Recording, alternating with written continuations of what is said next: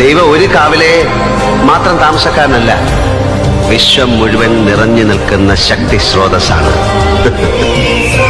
ഗീതയിൽ കൃഷ്ണവചനമുണ്ട്, വിശ്വാസിയും അവിശ്വാസിയും പാപിയും നല്ലവനും എല്ലാം എനിക്കൊരുപോലാണ്.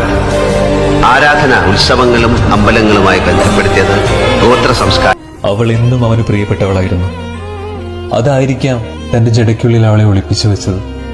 പ്രാണന്റെ പാതി എന്ന് പറയപ്പെടുന്ന പാർവതിക്ക് തന്റെ വിരൽ കൊണ്ടുപോലും അറിയാനാകാത്ത ഒരിടം, പൗരുഷത്തിന്റെ അടയാളമെന്ന് വിശേഷിക്കപ്പെട്ടിരുന്ന ആ മഹനീയമായ ശിരസിൽ അവൾക്ക് മാത്രമായി ഒരിടം ഒരുക്കി വെച്ചുവെങ്കിൽ അവൻ അത്രമേൽ പ്രിയപ്പെട്ടവളായിരുന്നു.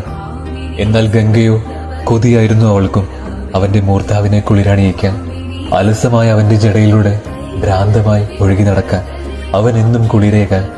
തന്റേതാകില്ലെന്നറിഞ്ഞിട്ടും പവിത്രമായ ചില കണങ്ങളാൽ തന്റെ പ്രണയത്തെ നിസ്വാർത്ഥമായി അവനിൽ